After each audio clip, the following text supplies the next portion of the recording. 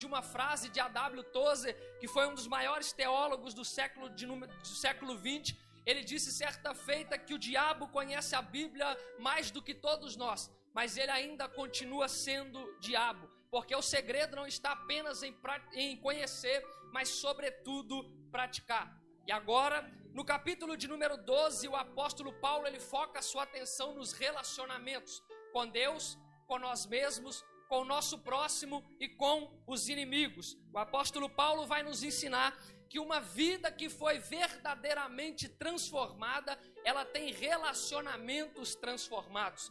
Porque não dá para amar a Deus e odiar ao nosso irmão. Não dá para ter um relacionamento vertical correto se os relacionamentos horizontais estão errados. E João vai testificar desta verdade na sua primeira carta, no capítulo 4, versículo 20. João diz: se alguém disser amo a Deus e odiar a seu irmão, é um mentiroso. Pois aquele que não ama seu irmão a quem vê, não pode amar a Deus a quem não vê.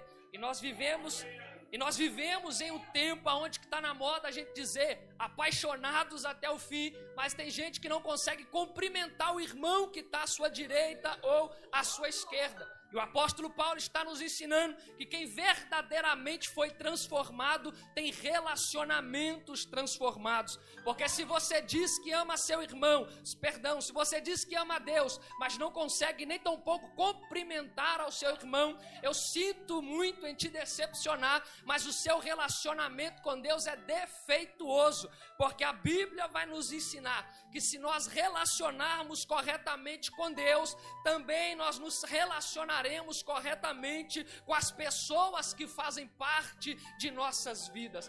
E é por isso que o diabo nestes últimos dias, ele tenta denegrir, ele tenta abalar, ele tenta manchar o relacionamento na horizontal, porque ele sabe que o Deus ao qual nós servimos é um Deus que trabalha no coletivo. Deus não é um Deus que trabalha no individual, Deus é um Deus que trabalha no comunitário. E é por isso que o diabo sabe que se ele tornar o relacionamento horizontal defeituoso, automaticamente o relacionamento na vertical também será defeituoso, porque o diabo sabe que a família de Deus, ela trabalha melhor quando ela está junta.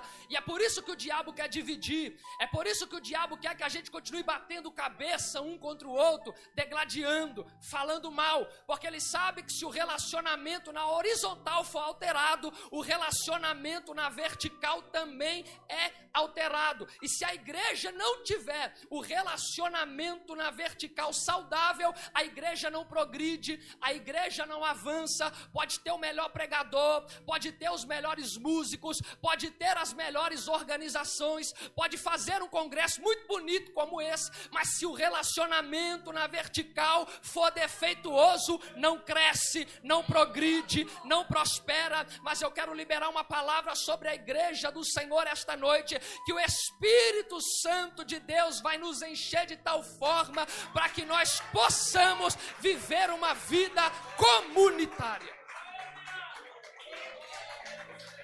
Glória a Deus. Paulo observa que Cristo entregou o seu corpo na cruz como um sacrifício vicário, ou seja, um sacrifício substitutivo. Ele morreu em nosso lugar, ele morreu por mim, ele morreu por você, varrendo do altar de Deus todas as vítimas mortas. E agora é nós que devemos entregar o nosso corpo como sacrifício vivo a Deus. E a primeira coisa que o apóstolo Paulo quer nos ensinar no versículo de número 1 do capítulo de número 12 é que o nosso corpo entregue a Deus é culto. Guarde bem isso, porque nós vamos trabalhar em cima desta frase. O nosso corpo entregue a Deus é culto.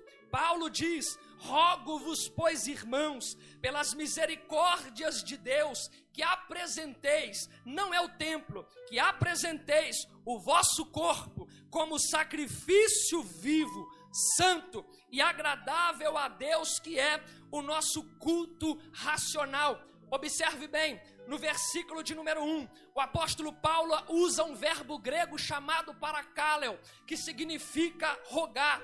É uma mescla de súplica e autoridade. Preste bem atenção. Paulo está rogando, Paulo está suplicando. E pelo que Paulo está rogando? Pelo que Paulo está suplicando? Pelas misericórdias de Deus. Observe, não é misericórdia de Deus, é pelas misericórdias de Deus. Está no plural. E o que são as misericórdias de Deus, Mateus? São os atos salvadores de Deus na história.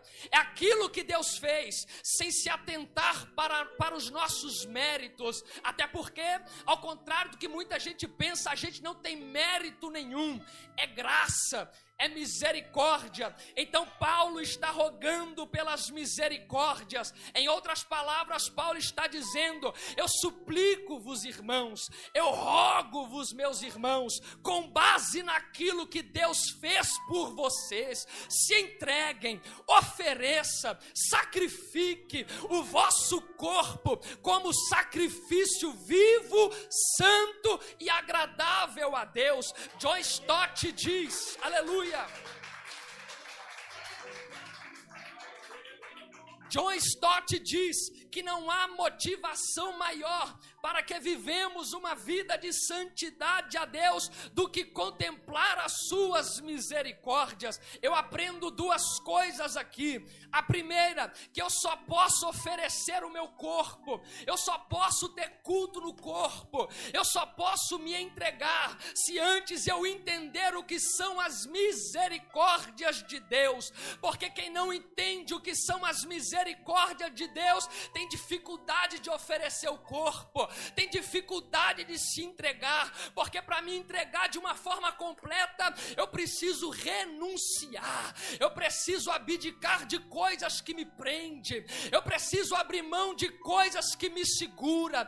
Paulo está nos ensinando que o nosso corpo entregue a Deus é culto, mas eu só posso oferecer a Deus meu corpo como culto se antes eu entender o que são as misericórdias de Deus. E a segunda coisa que eu aprendo, o motivo de muita gente parar, o motivo de muita gente desviar, o motivo de muita gente que até começa bem, até tem potencial, mas para no meio do caminho não entenderam o que são as misericórdias de Deus. É por isso que muita gente fica pelo meio do caminho, até começa bem, a gente olha e diz, vai longe, mas para no meio do caminho, porque começou na emoção, não se atentou para as misericórdias de Deus.